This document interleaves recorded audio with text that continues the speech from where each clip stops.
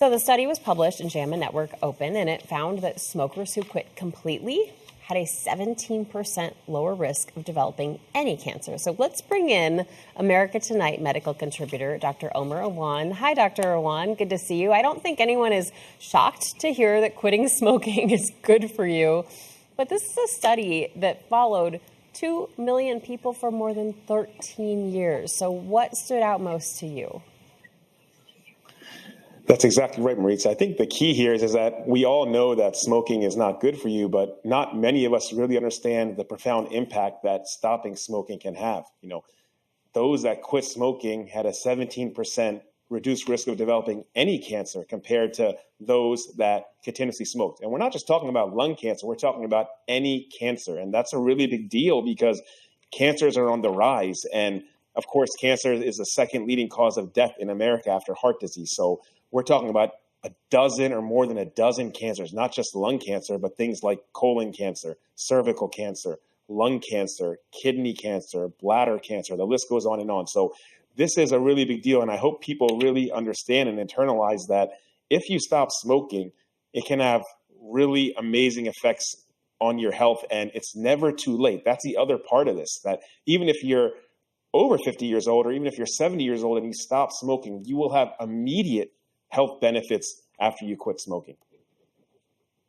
Okay, so what stood out to me here is this number. Smokers who completely quit had a 17% lower risk of any cancer compared to those who kept smoking. Now, Dr. Awan, that number seems low to me. What are your thoughts? Do you think it should be higher if you quit early on and live out, decades longer after you quit?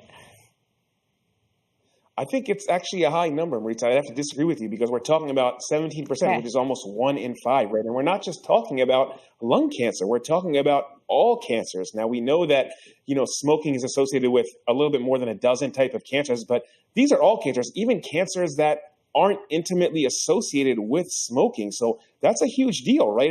And we all know, you can think about your own, inner circle of friends, family. I can assure you that almost all of us know someone that is fighting cancer, and this is a big deal. We're talking about, something that is so common, especially in America, where it's a second leading cause of death. So, it's amazing how much we can control our health. I think that's also something that we often fail to realize. And smoking, as you said, is the number one cause of preventable death. Just by stopping smoking, we can take our health in our own control, in our own hands. And there's certain things where we are born with, right? And we can't control that. But this is something that we can absolutely control.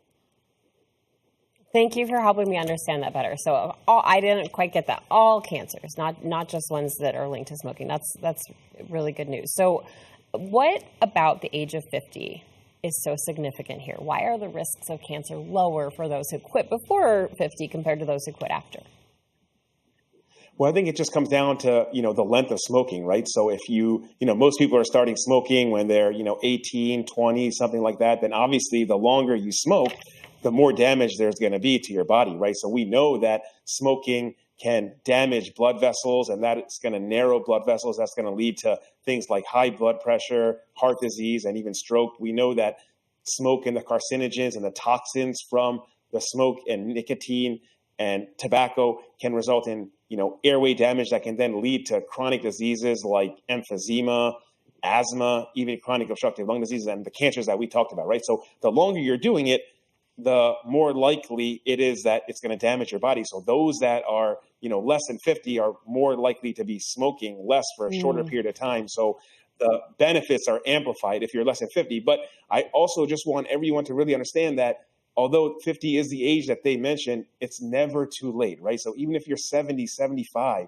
just stopping smoking, making that first step is going to pay huge dividends. Literally within days, you will notice that your blood pressure has gotten better. Literally within days, you will notice that you're able to breathe better. So that's really the message. The message here is that stopping smoking, even no matter what age it is, can really result in much better health and many more years to live. Easier to work out, too. America Tonight medical contributor, Dr. Omer Awan, thank you so much for your time tonight. We appreciate it. My pleasure.